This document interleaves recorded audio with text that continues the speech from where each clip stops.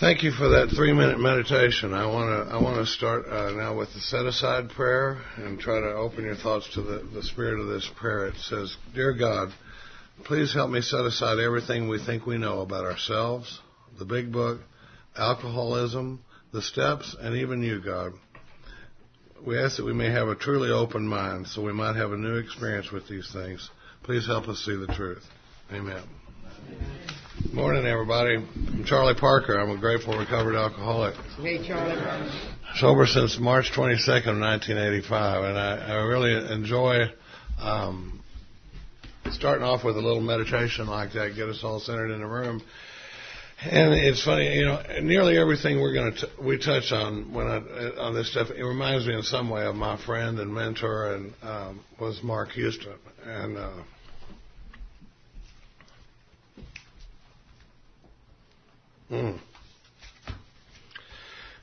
we want to honor him today in this workshop and everything we do here today, because today is the 1-year anniversary of his death.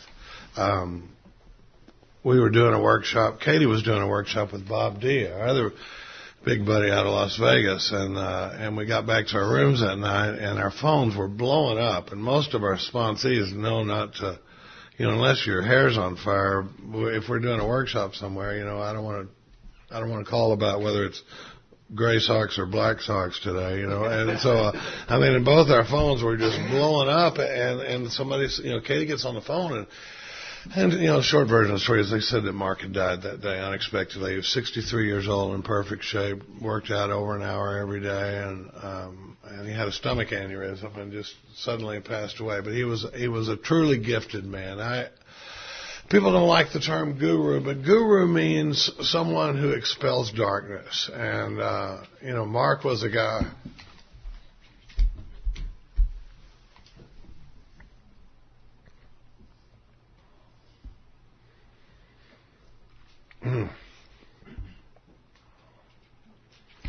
You'll hear more about it today. Mark changed our lives and brought a clarity of this program that I never knew was available. And it's funny because the 3-minute meditation, we went to that workshop we were talking about last night, and we meditated more that weekend than I had in my first 17 years of sobriety. I used to be embarrassed to say that, but it turns out it's fairly common experience, and I hope to talk about that today. But we want to honor Mark with this candle today, so while we're here today, I'm going to have this candle burning over on the other side of the table. And we thought it was unscented, but it turns out it's soft cotton blanket. So if you get a little whiff of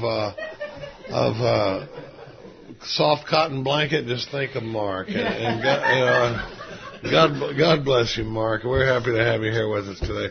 That set-aside prayer is a powerful exercise, because if you're like me, and a lot of us that have been around this deal a while, and sometimes if I try to sponsor a guy that has slipped with a significant amount of time, we have to overcome what he thinks he knows. I have to overcome what I think I know. Sometimes what I think I know can stand in the way of the real message in the big book, because I just, like I said last night, I'm looking for things that I agree with. I read and look for ways that the book agrees with what I already think. And I tend to block out the stuff that doesn't. And in that, what happens as a result of that is I become a closed system. Nothing can come in. All you're going to hear from me is what I think I already know, and it's hard to grow from that point. So the spirit of the prayer is not to throw away my concept of God or my concept of the big book or what these steps mean. It's just, let's set it aside and have a look at stuff, because a lot of times I was talking about this with John, Jeff, and Keith last night, and where are they? Are they up yet? All right. So sounds like a restaurant. It does, doesn't it? Yeah.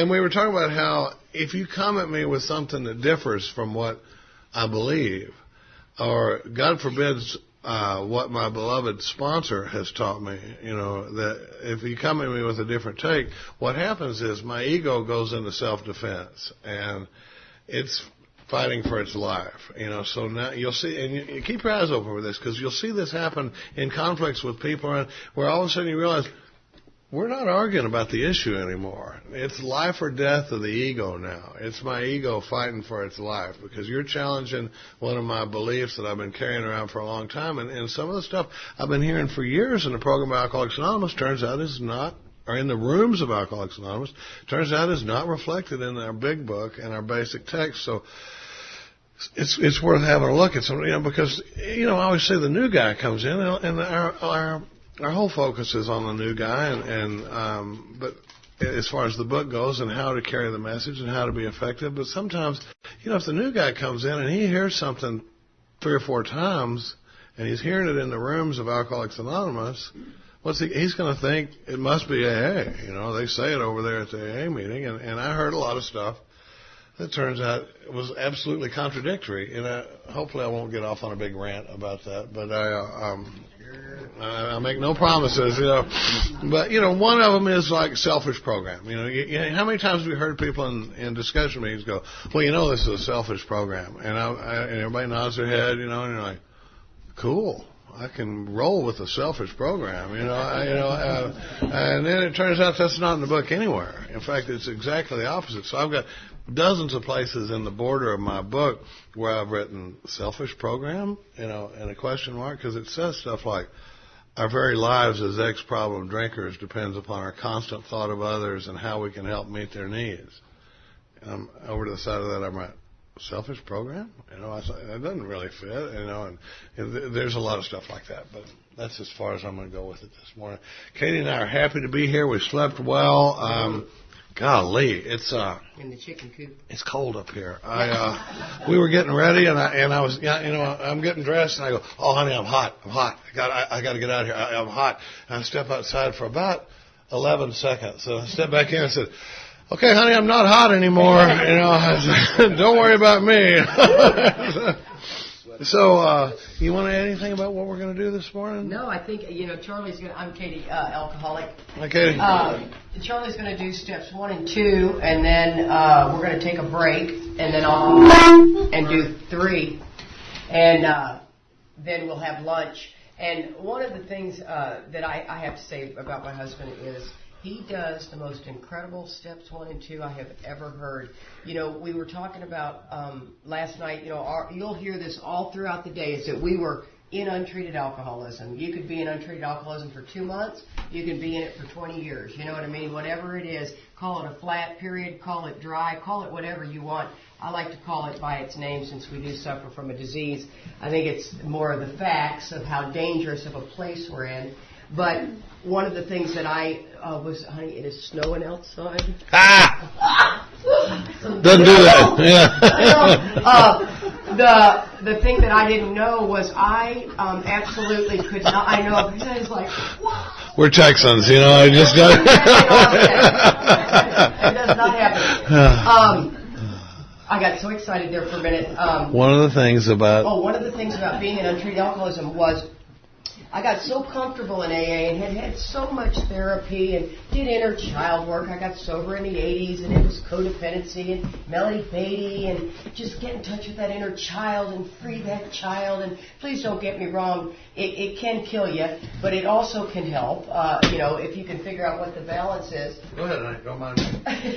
And but what I realized is there was no way I knew how to help the new guy. I absolutely did not understand the first step. And Charlie's way of explaining the first step was magical. He's got just a simple nuts and bolts explanation of step 1. So, I really encourage you to be listening to this step so that you can help the new guy. That's the magic. That's what our book's about. It's all about helping others, period. The only thing that ever stops me from the level of insanity is to help another person. And trust me, that never sounds good when I'm in the midst of a storm. I want to talk about me. I want to call my sponsor. Let's visit more about Katie, and maybe we can get to the bottom of this one. In fact, the truth is when I help someone else, I am completely free of my problems. So this first step that Charlie does really is it's a good CD. Katie? Yes. Would you do me a favor? Would you explain a little bit more about untreated alcohol? We are going to get to that. Yeah. Yes, ma'am. Huh? She wanted to. could I explain more about untreated alcoholism and what will throughout this workshop? Charlie and I's experience is all about untreated alcoholism. It's basically where we stepped away from the 12 steps. We did bits and pieces of the 12 steps, right? I did an inventory once every 6 years. I did no 10th step. I prayed in the morning, maybe. I worked with others, kind of, sort of. So I never had a 12-step program, which would mean that I didn't have the psychic change required, right, to bring about freedom from alcoholism. So I really believe that I was free of the drink problem. I would tell people I'm not going to drink today as if I had a choice. The book says I've lost the power of choice. So when we get into this, he will explain more about untreated alcoholism. It'll begin to make more sense. I didn't know I was in it. That I can tell you for sure. Thanks, honey. Just trying to eat into my time a little bit here. I forgot to read. I hope this is a little piece of outside literature from Emmett Fox. He has a little book called Around the Year with Emmett Fox. And let's just take a minute. I want to read what he says for today. He's been doing a study of the Lord's Prayer. And I tell you, if you read his study of the Lord's Prayer, it'll never be the same at the end of a meeting. I mean, each little stanza takes on a new meaning. And he's talking about thine is the glory this morning. And he says, this is a wonderful gnomic saying, summing up the essential truth of the omnipresence and the allness of God.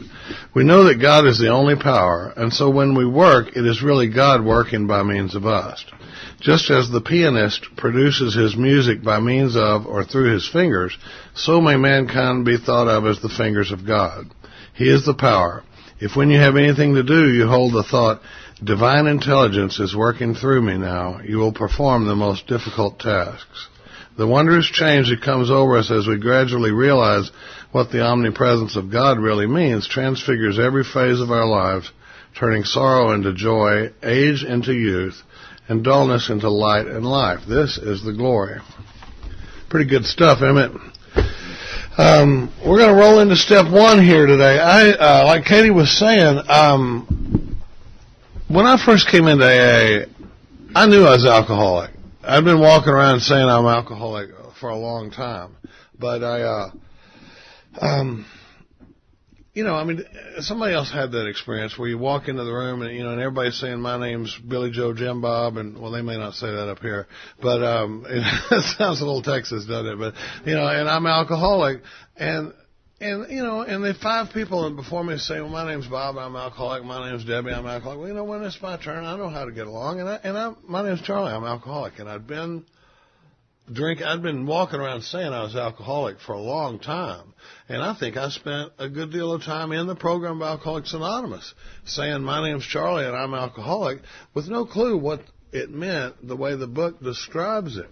So, you may have heard sometimes it's controversial to say I'm a recovered alcoholic, and a lot of times when you say it, you have to spend the next 5 minutes explaining what that means, because it's another one of those things. It's a perfect example of that set-aside prayer where if you're running up against me, having heard in the rooms for all this time that I'm a recovering alcoholic, and I'm always going to be a recovering alcoholic, and there's references to both in the book, but it says recovered about 17 times in the big book, starting on the title page. And there's places where it says you should be introduced to him as a man who has recovered. There's places, where there's a lot of places in there. But what are we talking about recovering from? And, it's beautifully laid out in this book. And, the big book does a wonderful job of laying out the first step, and it's kind of interesting because it's always interesting. I love the book, and our home group is a primary purpose group in Austin, and we study the big book line by line, word by word, week after week. And one of the things the more I go through, 2 or 3 things happen. One is different words will come up into focus for me. I'll start noticing recurring words in the text and start thinking. And Bill was not a guy that threw words around accidentally. He very specifically chose his words and that sort of thing. The other thing that I find interesting is if they got this original 100 or whatever the number was of guys to write this book, our whole recovery, what this is here is the first 164 pages, and then the Dr. Bob's story and the traditions and some of that stuff, the concepts. But Our entire recovery program is in the first 164 pages of the big book. And if you break that down even further, the back 4 chapters are the chapter to wives, the family afterward, the chapter to employers, and a chapter called A Vision for You that talks about the growth of our fellowship and that sort of thing. So really, the bulk of our recovery program is in the first 103 pages of the book. So it's amazing to me that these guys were able to put our whole recovery program in 103 pages, because if you ask me and JJ to write step 1, it'd be 100 pages, I mean, if I was asked to write this book, it'd look like the World Book Encyclopedia for anybody that's old enough to remember those, pre-Google era, So I like to look a lot of times at what did they find important to put in there, and how did they roll it out, and in what order, because the reason, this is a long way around the barn, but the reason I'm saying all this is that out of that 103 pages of recovery text, about half of it is centered around our focus on step 1, because if you're like me, for alcoholics like me, I'm looking for any possible way to wiggle out of this thing. When I'm reading this book, you got to come at me from every conceivable angle to nail me down as an alcoholic, because I'm so desperately looking for a way that I'm not. I mean, walking around saying that I was alcoholic is not what brought me into AA. Back on page 152, there's a very interesting piece where it talks about the jumping off place. And that's what brought me into AA, because it says one day he is unable to imagine life without alcohol. Most of us showed up here that way, I mean, and I didn't know it, but I mean, if, think about if you had the girlfriend that said, if you don't stop drinking, I'm leaving. I would think, God, I don't want you to leave. I like what we got here, and God knows I'll try to taper down. And maybe, there's a few things that should just come right off the table. But good grief, if you're talking about nothing ever, you're probably going to have to go. Because I can't imagine life without drinking, and that's what it's talking about back there on page 152. But then it goes further. It says one day he'll be unable to imagine life either with or without alcohol. It says then he will know loneliness such as few men do. He will wish for the end. He will be at the jumping off place. That's what brought me into Alcoholics Anonymous, was that morning when I realized I can't keep getting loaded the way I've been going, and I can't imagine a life without getting loaded. That was the hopeless spot I found myself in when I turned, to the program Alcoholics Anonymous and this book, and I rolled into discussion meetings, So maybe we hear it, maybe we don't. And I got to tell you, I don't think it's fair for me to blame the meetings I was going in entirely for what I didn't hear, because there's a very good chance I wasn't trying to hear it. I'm sure that wasn't anybody else's experience, but there's a lot of this stuff that I was a little thick on, and I'm not long on taking directions sometimes, and I think that's why the book knows that, because it's got to pound this issue into me, and so, on Roman numeral 28. It says, for a message to interest and whole, this is in the doctor's opinion. And 28 is what? XXVIII. I love saying that. Roman numeral XXVIII is a page that just ought to be worn out in your book. I mean, look at that page of mine. It's like highlighted, underlined, different colors, this and that, because this is a page when you're working with a new guy, you're going to be coming off of this page a lot, because it says up at the top, it says a lot of things on this page, but it says, for the message, in the middle of the page, it says the message which can interest and hold these alcoholic people must have depth and weight. What that means is you can't come at me with a little half-baked understanding of drinking and expect to get very far with me. Because if you drink like I do, you're probably used to people. There were people that wanted to talk to me about my drinking, and they would always say, and you remember, most of us have tried to stop drinking more than once. And I would swear I'm not going to drink anymore. And then when I would start again, they would always say the same thing, you know. And I'm not going to ask for a show of hands, but I know a lot of us have a talent for getting loaded at exactly the wrong time. You know, like the one time when you wouldn't want to get loaded, you know, is the time that I would choose to get loaded. And they would always say the same thing. They would always say, "Why did you do it again? Why did you drink again?" And I would give them the only answer that any of us have. What is it? I don't know. Jesus, I don't know. It's just what I do, you know. I mean, I get loaded. I'm a screw up. Sorry, you know. But I had really no idea. And that's why the book, I tell you what made Alcoholics Anonymous a big deal. And we're going to bounce all around this today. But what made Alcoholics Anonymous a big deal was they had an understanding of three things that a lot of us didn't have when we get here, you know, and it's funny, and it's an understanding of the problem, you know, what's wrong with me, an understanding of a solution, and then a program of action that'll bring about that solution, you know, because I talk a lot about, let's say I went out to the rental car this morning and it wouldn't start. I got a problem, right? The car won't start. So I need somebody that can tell me an understanding of the problem, you know, and then Dane comes out and says, "Oh, you left the headlights on, Charlie, your battery's dead." Okay. Now I know what the problem is, right? Am I getting ready to drive to the store? No, because I just know what the problem is now. And now I need a solution to the problem. And the solution is we got to get some juice in that battery, right? We got to get some juice in that battery. And so now I go, okay, now I know the solution. And the solution is we got to get that battery charged up.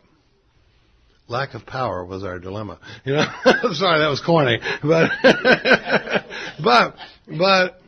I'm still not going anywhere, right? Because I know what the problem is and I know what the solution is, but now I need a program of action that'll bring about that solution. Now, if he says, "Hold up right here, raise your hood, I'm going to pull my truck around here. I got jumper cables in the back. We're going to put black on black and red on red, and I'll rev my engine up, and then after a minute, you turn the key." Now we got a program of action that'll bring about the solution to this problem. Does that make sense? Mm-hmm. So what I'm doing right now in step one is laying out the problem. And, what we're going to describe is what, you know, when we talk about being a recovered alcoholic, what we're talking about having recovered from is a hopeless condition of mind and body. And, you know, in the foreword to the first edition, it says, we of Alcoholics Anonymous are more than 100 men and women who have recovered from a seemingly hopeless state of mind and body. To show other alcoholics precisely how we have recovered is the main purpose of this book. Think about that. What did it say? It says, we are more than 100 who have recovered from a seemingly hopeless state of mind and body. So what are we talking about when we talk about a hopeless state of mind and body? You know, on page 20, there's a thing where it says, doubtless you are curious to discover how and why, in the face of expert opinion to the contrary, we have recovered from a hopeless condition of mind and body. If you're a new guy coming in, that's the answer to a big question. You know, how do I get over this? You know, what did you guys do? And it says, because my job, when I sit down with a new guy, is to give him what I call a fatal dose of alcoholism. When I sit down with a brand new guy, and I just say guys because I work with guys. We're big believers in men working with men and women working with women. But I say, guys, you know, when a new guy comes in and I'm working with him, my first job, and it's described pretty well in the first 7 pages of the chapter Working with Others, but it talks about this process we go through where I talk about my drinking and he talks about his drinking. Look at the snow. Mm-hmm.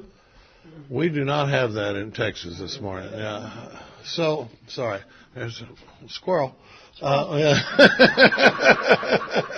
Yeah. Oh my God. Did y'all see the movie Up, where those dogs would be getting ready to attack somebody, and then one of them would go squirrel, and the whole group of them would turn, and you know, like that's my mind, you know. So if I say squirrel during the weekend, Katie sometimes goes, shiny thing, just you get a little shiny thing, and I'll distract me off anything. When I sit down with a new guy, though, and we talk about qualifying the new man, and I'm a big believer in that. I used to go do some work at a treatment center where they would say, I never worked for the treatment center, but I would go out there and do volunteer work and stuff, and I would hear some of the counselors had told some of these people, well, you work the first 3 steps getting here. Or sometimes they say, well, you work the first step getting here. And I don't have any opinion on treatment centers. It's an outside issue that we shouldn't be talking about, but I just heard people in the recovery community saying, you work the first step getting here, or you work the first 3 steps getting here, and that was not my experience. That was not Bob's experience. That wasn't Fred's experience. There was a lot of us, and so it's worth going into because, like I said, when I sit down with this new guy, I'm trying to pound into him the hopeless condition of mind and body, and we'll get to why that is later. Because like with Fred, I love Fred. Have you guys read about, Fred's in there on page 42, and it talks about Fred, that they laid out the problem when they came back to see Fred. Now, Fred he'd been with us once, and we told him all about the disease. And when I talk about that we're desperate to wiggle out in any direction, think about Fred. Because Fred, he was the swell guy that just had this funny problem with drinking, and they tell him all about his drinking and his hopeless condition, that sort of thing, and he thinks, well, that's good information. Thank you for sharing that with me, but with the information I've got, I'll take it from here. I'm not quite as far down the road as you guys. Thanks for the information. Sayonara. And then he finds himself flat on his back. He's the one that crossed the threshold into the dining room. Remember that? I think about that whenever I hear people talking about triggers, because, here I go on a little tangent again. But, when we talk about triggers, I'm like, well, let's see, for Fred, he would have to avoid thresholds and dining rooms, you can't walk into a dining room, you might start drinking any minute, but what happened was Fred, he starts drinking, and when he finds himself, he's the one that took the cab drive he winds up on a trip to New York, and he says, I found a friendly cab driver who escorted me around for a few days. I bet that was a wonderful few days for that cab driver. I got a feeling Fred was not reading the meter. But the thing I like about Fred is after he comes out of that drunk and he's in the hospital again, they come to see him again, and it says they laid out the problem. They cited dozens of cases out of their own experience. This process snuffed out the last flicker of conviction that I could do the job myself. That's a step 1 experience. That's what happens when all of a sudden I realize, oh my God, on my own power, I got no shot, right? I don't have a little drinking problem. I am powerless over alcohol. And that's the problem, the way the book tries to line it out. Because when we talk about working the first step, getting here, it didn't happen for Dr. Bob. And the book is full of examples where, these 3 pieces we talked about, the problem, the solution, the program of action, it talks about situations where now, Bill, God love him, he didn't have any of them. He didn't know what the problem was, the solution, or a program of action. He's just wandering like I was, drinking. Dr. Bob, it says he had repeatedly tried spiritual means to resolve his alcoholic dilemma, but failed. He'd been in the Oxford movement for 2 years at this point. So Bob, he knew the solution, and he even had a program of action available, but he didn't understand the problem, right? Because it wasn't until Bill came to see him on Roman numeral 16, it says, when the broker, and these pages are going to probably be a little coming out too fast to try to turn to, but it says, when the broker gave him Dr. Silkworth's description of alcoholism and its hopelessness, the physician began to pursue the spiritual remedy for his malady with a willingness he had never been able to muster. He sobered, never to drink again up to the moment of his death in 1950. This seemed to prove that one alcoholic could affect another alcoholic as no non-alcoholic could. And we talked about that identification that takes place when one of us has found this solution. It's a big deal. And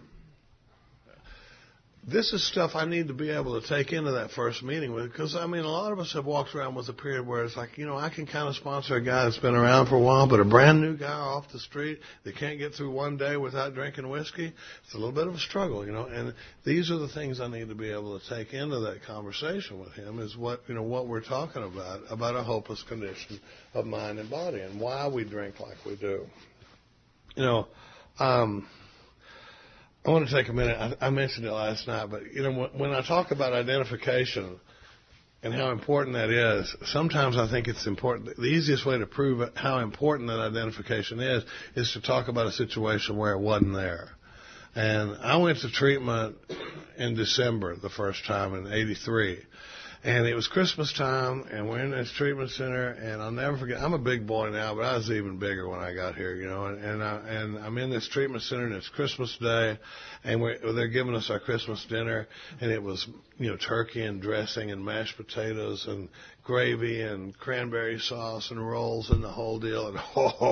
And I'm really interested in this lunch, And right when I'm going to sit down, the door swings open, and in walks about 5 do-gooders from the local church.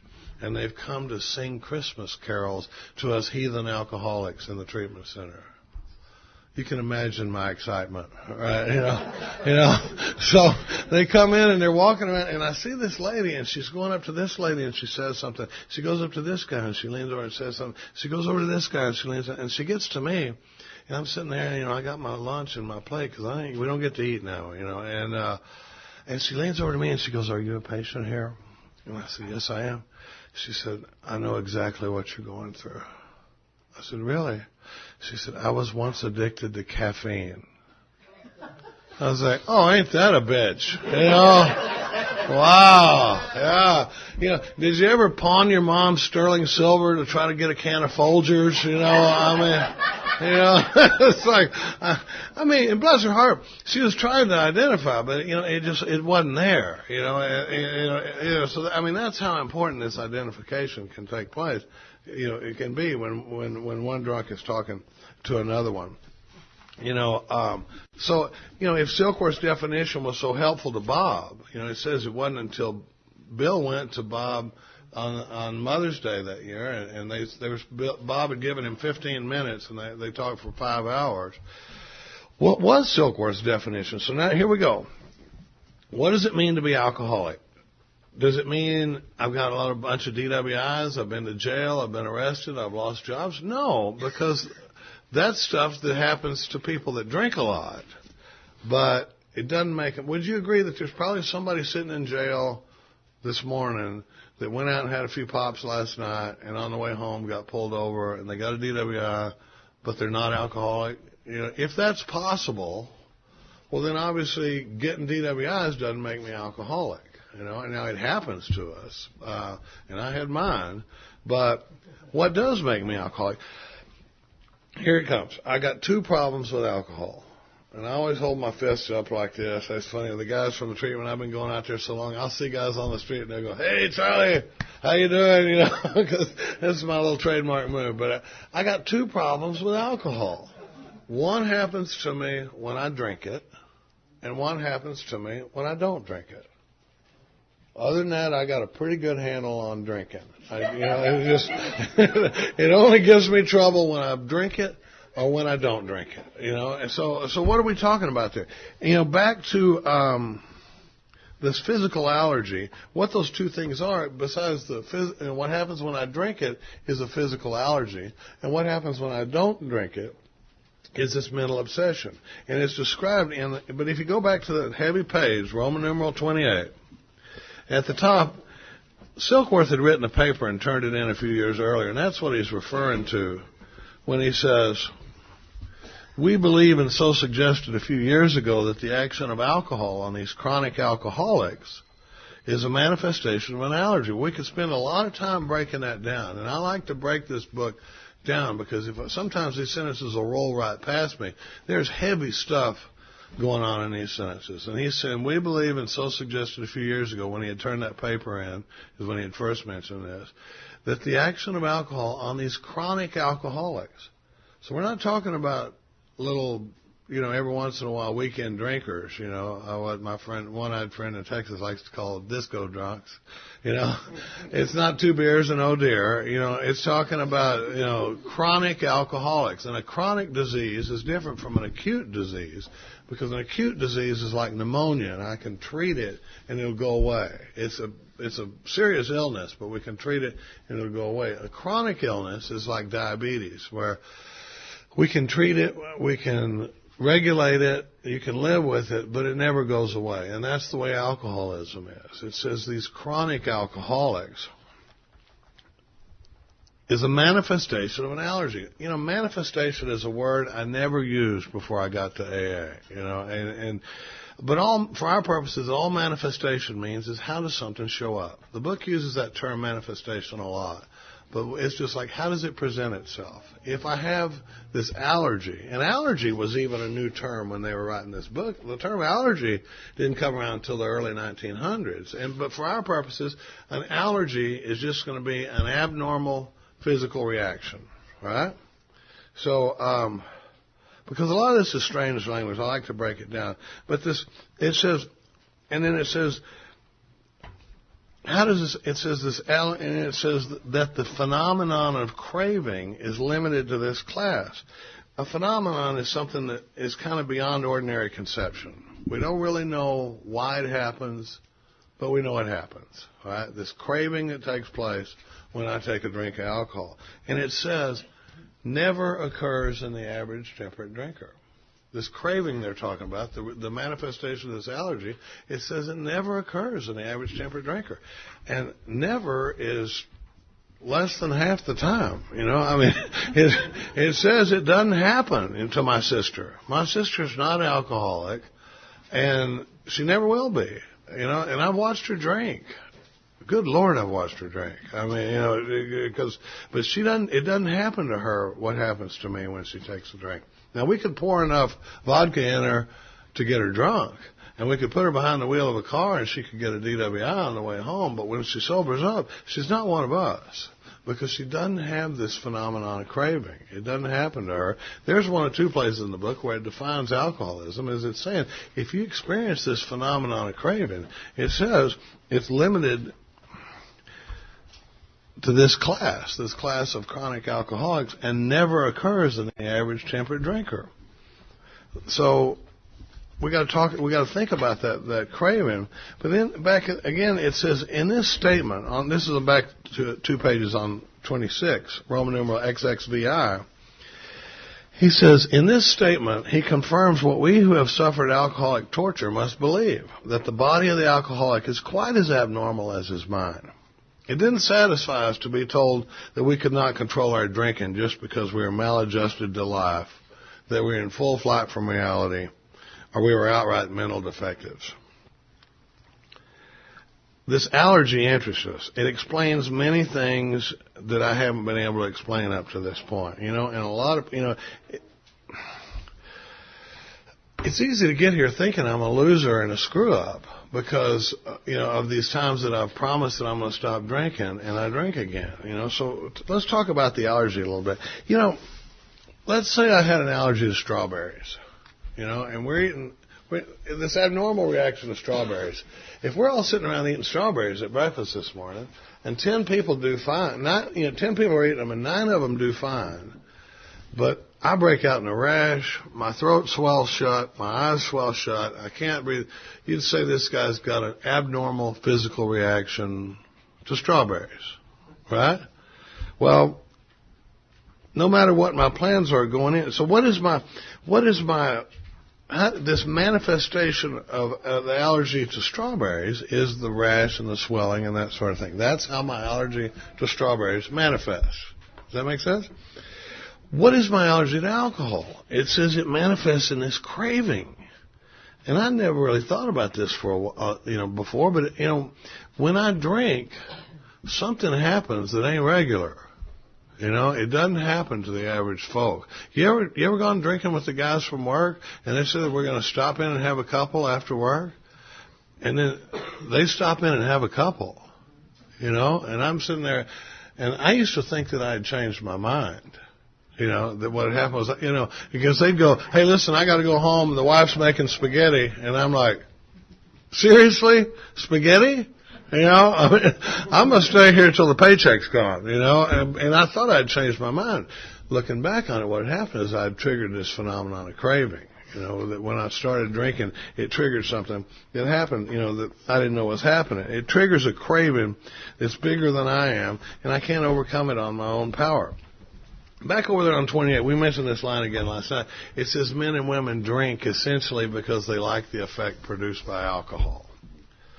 It says the sensation, this state of excitement, is the quantities of alcohol start to move around after a while. You know, anybody have that experience where after a while you drink a lot and it doesn't work, or you have a couple of beers and you're drunk? You know, it gets to where it's, towards the end it starts getting a little unpredictable, you know, of how it's going to go and how it's going to roll when I start drinking.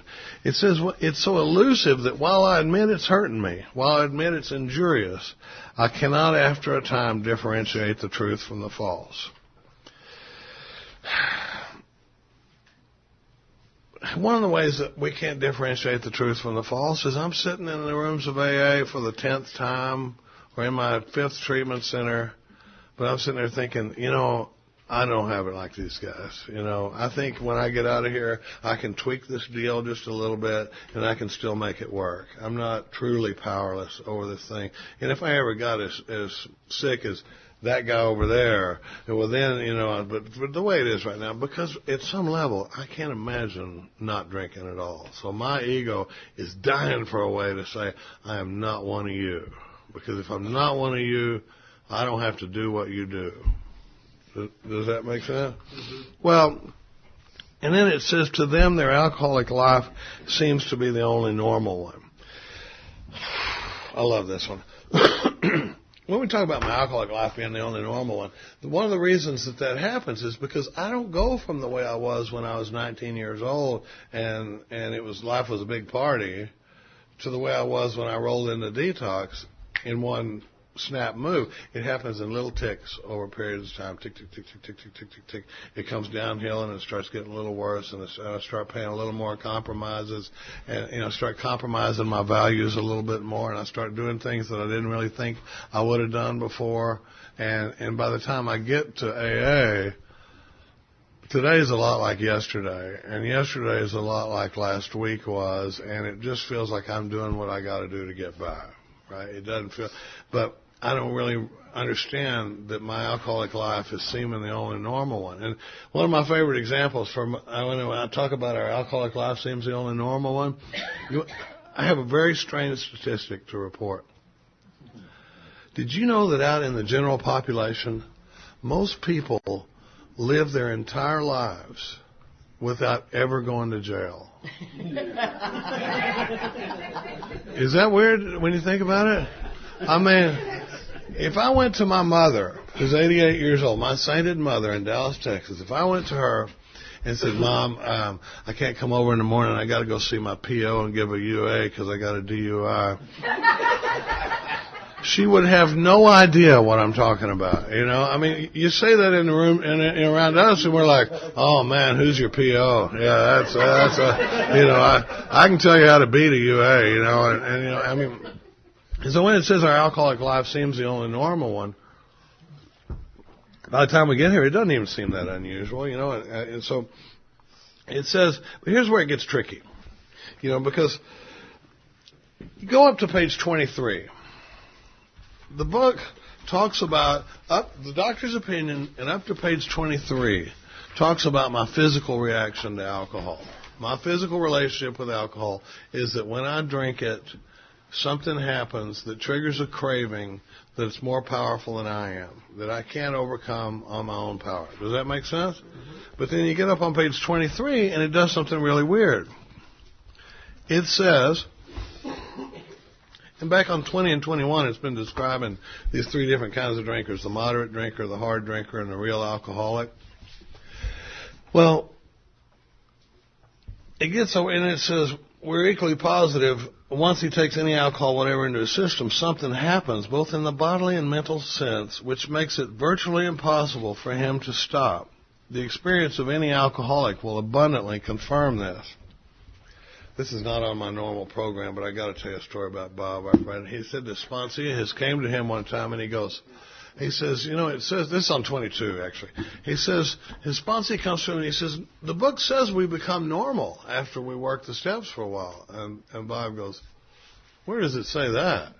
And he says, right here on page 22, it says,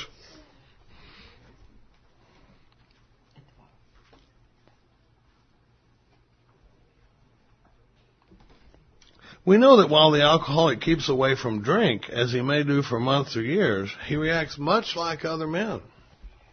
And Bob goes, it says we react much like other men. You know, it doesn't say we get normal. And he said, you know, a transvestite is much like a woman, you know, but not quite, you know. So what's the difference with us? You know, that's a little off the topic there, but it says the experience. This thing about once I drink, something happens where I can't stop, and it says the experience of any alcoholic will abundantly confirm this. The question I need to ask myself and ask this new guy is, does yours? Does my experience abundantly confirm that when I drink, something happens that ain't regular, right? When I get loaded, it triggers something in me that I got no control over. Well, here's where it gets interesting. You remember, because up to now, we've been talking about this hand here. What happens when I drink? You know, remember I said I got two problems with alcohol. One happens when I drink. The other happens when I don't drink it. Well, here's where it gets really tricky. Because now it says, these observations, this is on 23 at the top. It says, these observations, what observations? All these observations we've made about what happens to me when I take a drink. It says these observations would be academic and pointless if our friend never took the first drink.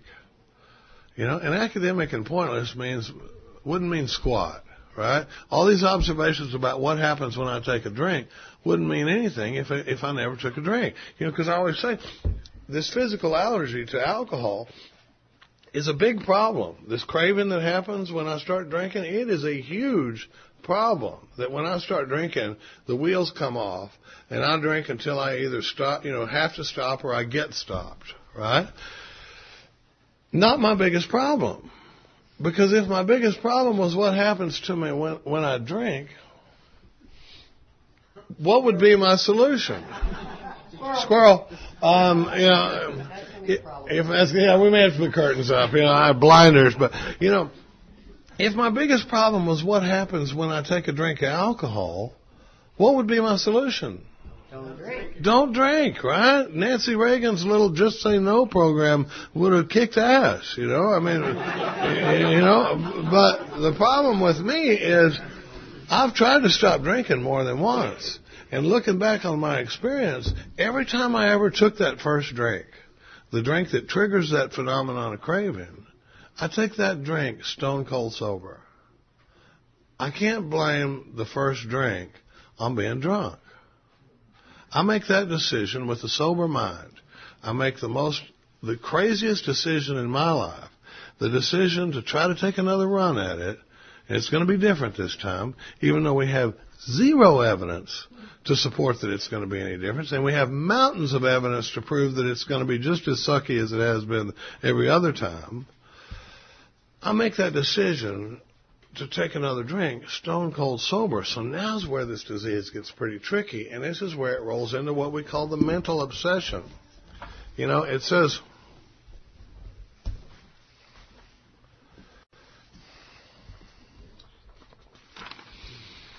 back to Roman numeral 28.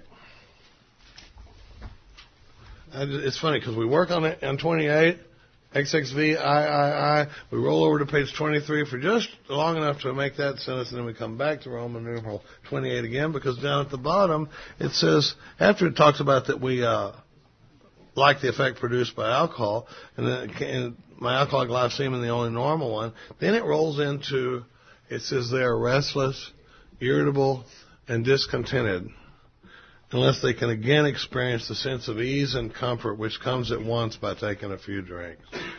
Now stick with me on this one, because when it says I'm restless, irritable, and discontented, that's sober, right? That's not drinking.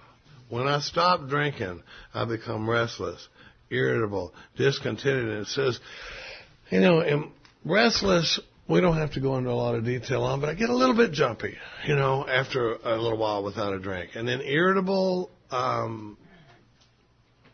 when I'm following somebody 5 miles past the exit to my house, so I can flip them off, that's irritable, And when I'm in the grocery store and the guy in front of me has got 14 items on the 10-item lane, and the reason I know is because I counted every one of them, and I'm like, and I'll say something, I'm like, which 4 of those things you want to put back, pal? It's like I'm the policeman of the universe all of a sudden, and then discontented is I start not liking the deal I'm getting, I just start feeling like I'm getting screwed around here, and drunks, you can give me a $300,000 a year job. And inside of 6 months, I'll tell you how I'm getting screwed around, I might be doing, sure, it seems like a lot of money, but you ought to see how much they're making. And I'm doing all the work, and it could be a $12 an hour job, where I'm going, I'm doing all the work, and this guy next to me makes $2 an hour more than I do, and after a while, I don't like the way my wife's treating me, and I don't like the way the kids are treating me, and I don't like the way that guy in the meeting looked at me. I think my sponsor must have told him something off my 5th step, the way he was looking at me, and after a while, I will just judge myself right out of this room, and it says I become restless, irritable, and discontent unless I can again experience the sense of ease and comfort that comes at once by taking a few drinks. That, you know what that sound is? That's the sound of horrific psychic pain leaving the body temporarily, because I get so uncomfortable, sober, that eventually I'm going to drink again. And that's what brings in this second piece of the disease of alcoholism, is that I get so uncomfortable drinking that eventually it's going to look like a good idea to take another run at it. My main problem wasn't that I couldn't stop drinking. My problem was that my problems don't go away when I stop drinking. I could stop drinking. Hell, I've stopped drinking twice in one NFL game before, but the problem is I can't stop starting drinking. Every time I stop, I eventually start using again. And, and it says, Clancy likes to talk about this spring. He says it's like somebody snuck in during the night and installed a spring in my gut, and every day it gets tightened down a little bit more, and a little bit more, and a little bit more, and before long, I'm about to blow. And if you had a 100,000-foot view of me from a satellite, you'd be able to tell within a few days of when he's fixing to twist off. Our people can tell it. Our kids can tell it sometimes. I got a sponsee that I can tell it with him. I can tell him when he's going to get loaded 2 months before he does. Because it starts, and then eventually my brain starts going, come on, Charlie. Come on, man. What are you doing? We have proven that we can stop drinking. It's not going to be like it was last time. We'll manage it better this time. We won't do that. We won't do those outside issues, and we probably shouldn't drink, 151 rum anymore. But a couple of drinks, it's not going to be like it was last time. We'll manage it better. And it really, if you think about it, Charlie, last time wasn't even that bad. I don't know why you checked yourself into that detox center. That was really hasty. I was just, you know what I mean? And before long, my mind goes, by God, I believe you're right. Or it may not tell me anything. I might just be rolling along with this spiritual malady going on inside of me and not even know it. And one day I crossed the threshold like Fred. And he says, suddenly it occurred to him that a highball that a cocktail with dinner would be nice. Wouldn't that be nice? Yeah, just suddenly it occurred to him, like he's James Bond all of a sudden, as a shaken, never stirred, and so what happened? So I started drinking again, Now, here's the thing. We're talking about the second part of this disease, the mental obsession. What is the difference between my allergy to alcohol and my allergy to strawberries? Well, think about this. If we had those strawberries for breakfast this morning, and you had to rush me to the hospital because I can't breathe and I'm turning blue and my eyes swell shut, you'd be going, this dude has got a serious problem with strawberries, right? And they give me a shot of Benadryl. And I start breathing again, and it looks like I'm going to be okay. And they bring me back, and everything's all right. Whew, that was a close one, right? Now, tomorrow morning, if you came down the stairs, and I had a big old mixing bowl full of strawberries and a fork, and I was going, hey, what's up, man? Would you still think my problem was strawberries? No, you'd be going, this dude is nuts, man. I mean, we just rolled him to the hospital yesterday, and he's in here eating strawberries again this morning. That's what happens to me with alcohol. That's the difference is I don't have a mental obsession when it comes to strawberries. I'm also allergic to poison ivy. But I've never one time in my 54 years been out walking around in the woods and gone, ho, ho, ho. I think that's poison ivy, and off comes my shirt, and just roll around in it, I mean, because I don't have a mental obsession with that stuff like I do with alcohol. On page 24, it's a heavy page. It says, the fact is that most alcoholics, for reasons yet obscure, they didn't understand it completely when they were writing the book. We don't understand it completely now. But for some reason, most alcoholics have lost the power of choice in drink. Our so-called willpower becomes practically non-existent. We are unable at certain times. I have good days, but there comes that day when Bob likes to say that there's a yes in every barrel of no's for me. And I never know what I'm going to pull out. I'm up, no, thank you. Oh, no, I've got a good job now. No, I'm getting along with the family. No, my life is a lot better than it was. I guess I believe I will. And I never know when it's coming. But it says, for some reason, we are unable at certain times to bring into our consciousness with sufficient force the memory of the suffering and humiliation of even a week or a month ago. I'm without defense against the first drink. We're talking about loss of choice and control here. That's what I like to talk about. And when I talk about the loss of choice and control, I like to talk about the pawn shops. Because I loved pawn shops. I loved the whole. Any other pawn shoppers here today? I loved the whole equation of it because you would walk in there with the deer rifle and they would give you the money and you walk out.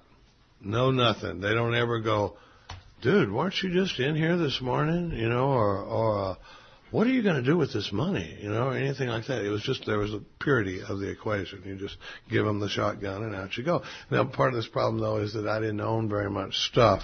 So I was constantly having to pawn stuff that didn't belong to me. And that creates hard feelings, in your family and stuff. But the thing about it was I had this plan, and the plan was to get everything out of the pawn shop. You had 90 days to go get everything out, and I'd pull some kind of scam, and I'd get everything out of the pawn shop. And, like most plans, we drunks make some good plans, and they work right up till they quit working, And I come out of a 5-day blackout one day, and because I'd gotten enough money to go get everything out of the pawn shop, and I stopped in to have a couple of drinks. Suddenly it occurred to me that a couple of cocktails on the way to the pawn shop would be nice. And I come out of a 5-day blackout, and I've got all those pawn tickets and nothing. And I would have to go to my father and say, Dad, if we act now, I can get you a really good deal on all your stuff. But if we wait, it's strictly retail. And the reason I tell this story about choice and control is because what would happen was we would have to get in his truck, and it wasn't like we're going to the pawn shop. This was in Dallas, Texas. We live in Austin now, but this was in Dallas, and he would have to say, we got to go out on Buckner Boulevard and get your shotgun and out to Oak Cliff to get your deer rifle and the metal detectors over on Beltline Road. We need to go to Garland Road to get the sterling silver and your coin collections, and so it was all day in the truck with me and my dad and all that shame.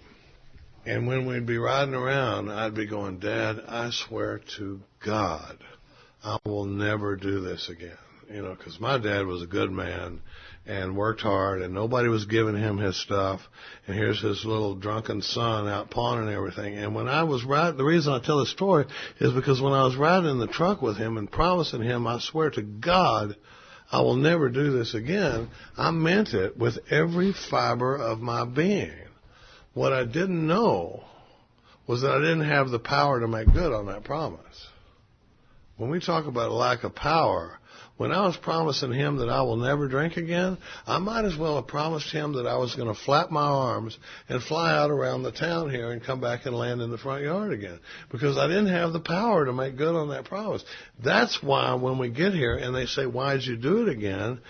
I didn't know. But now, well, and I can also tell you, it doesn't really help a whole lot to know. It helps us, but it doesn't help them that much. You know, when they go, why'd you drink again? It doesn't really help to go, well, it's like this, Mom. I've got a spiritual malady, and sometimes it triggers a mental obsession in me, and then I get loaded. And when I drink, it triggers this phenomenon of craving, and you know, and it's a hopeless condition of mind and body, Mom. You know, but it darn sure helps me to know it, because I didn't really understand what it meant when we're talking about a hopeless condition of mind and body.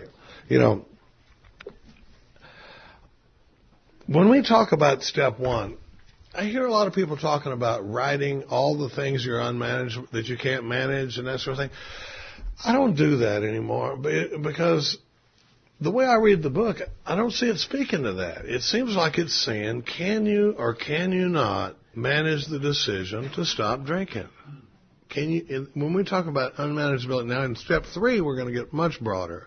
But in step 1, can you manage the decision to stop drinking or not? And that's something I need to be able to ask myself. But what happens is this,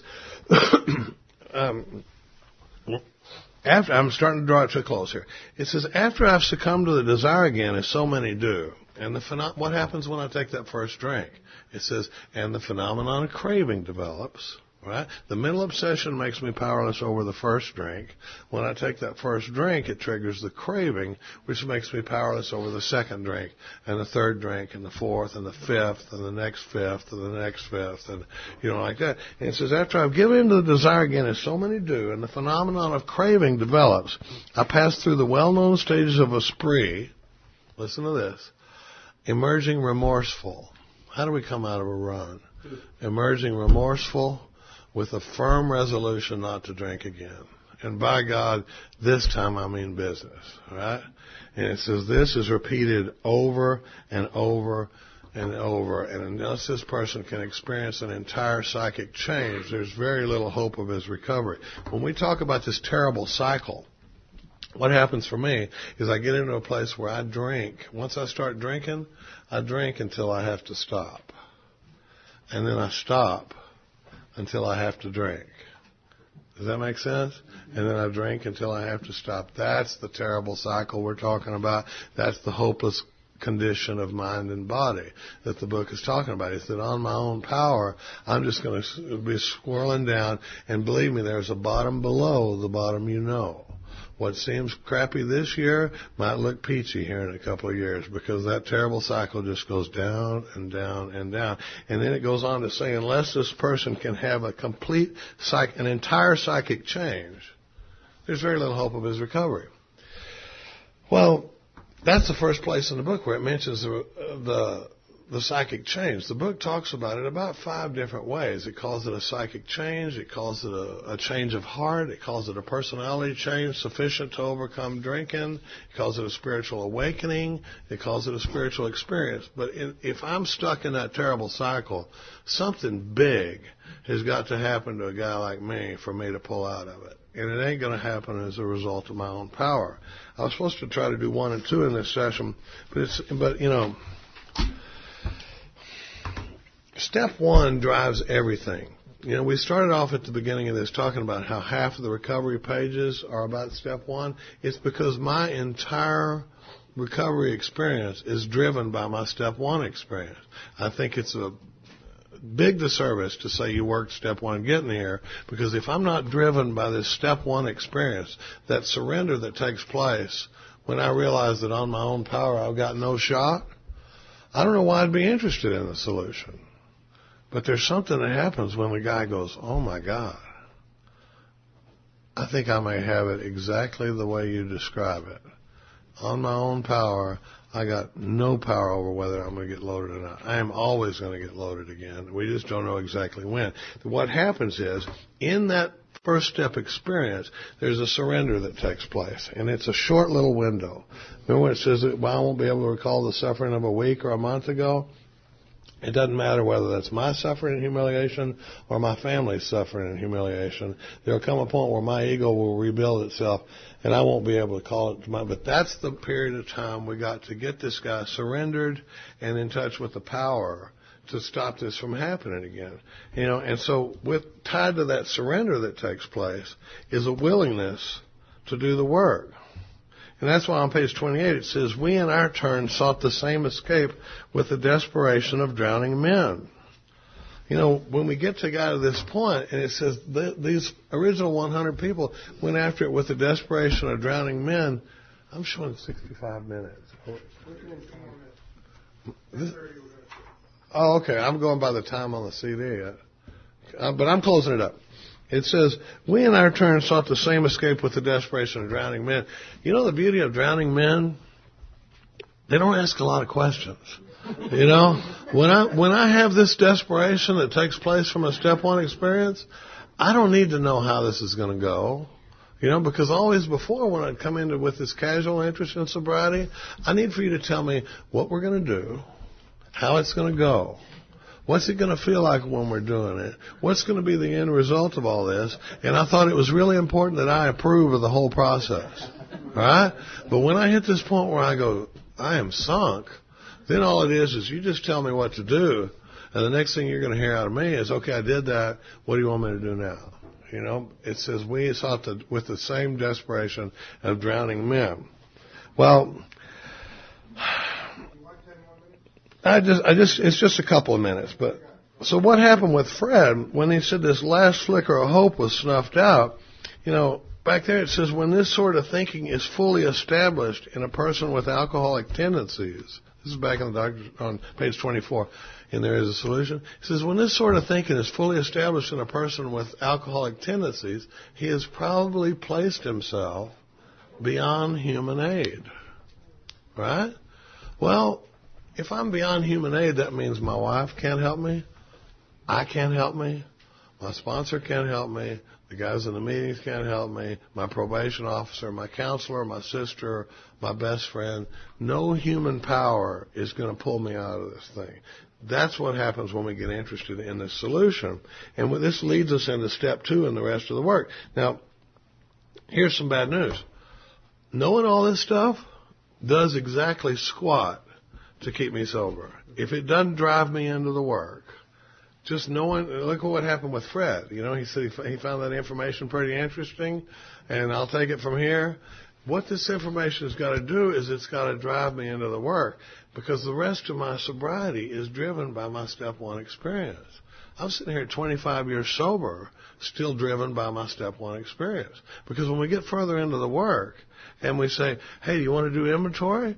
The guy's like, no, really? No, I'd rather just go to the meeting, But if you go, oh, okay, let me put it another way. Would you rather write inventory or drink vodka? Well, then you're like, oh, geez, when you put it like that, writing inventory is a walk in the park. And it's got to come down to that. I got to know that writing inventory has something to do with whether or not I get loaded again. When we get up on the amends process, do you want to make these amends or do you want to get loaded again? Because otherwise it's going to be like, this is the first time in years I've had folding money in my pocket, and now you want to tell me it's not mine? We're going to have a big problem.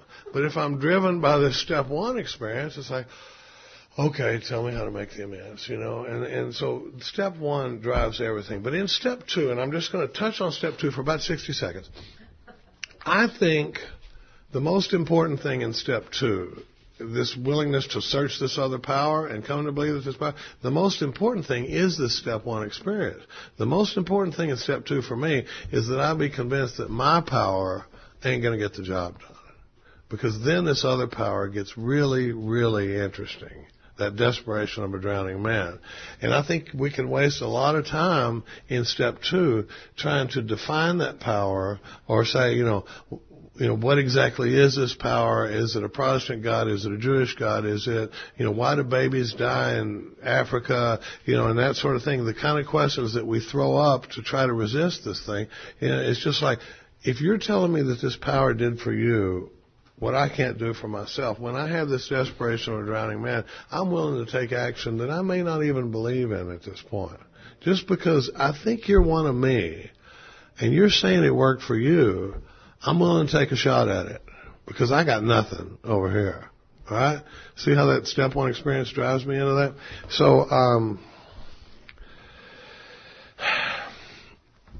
we're going to talk a lot today about the solution, because what happens a lot of times is I'll be rolling around in the rooms of AA, and I get right up next to the solution. I come to a conference like this, and I hear people talking. I get around people that are into the work and really into the deal, and I think, God dang, that is awesome. I've got to do that. I've got to do that. And then I go home, and I fall back into my life. I fall back in with the kids. I start, my regular problems getting away, and I'm kind of meaning to write inventory, or I'm meaning to do this stuff. What I'm hoping we can do this weekend is really get into doing this work and having this experience and getting free from this stuff. Because the difference between an AA-based, and Katie is about to roll into step 3. And believe me, step 1 didn't mean what I thought it meant, but the book takes a huge right turn on page 60 that I missed for a long time. And Katie does a great job of describing the focus of the rest of our work. But it's all driven by this step 1 experience. But then the book takes a huge right turn I can't wait to hear her talk about. But, if I don't get into this work and I just listen to this stuff and I get inspired by it, but then I go home and it all just becomes so much more self-knowledge. Mm-hmm. And the book's real clear about what self-knowledge gets me. So this is a program of action, and that's what we hope to talk about today. So, because it says, but the actual or potential alcoholic, with hardly an exception, will be absolutely unable to stop drinking on the basis of self-knowledge. This is a point. See if you think they think this is important. This is the point we wish to emphasize and re-emphasize, to smash home upon our alcoholic readers, as it has been revealed to us out of bitter experience.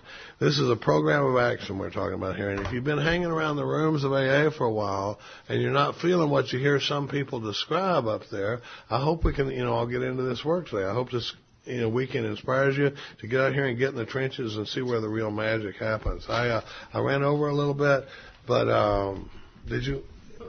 It's all good. Thanks for listening, guys. All right. We're going to take a break, and we will be back in here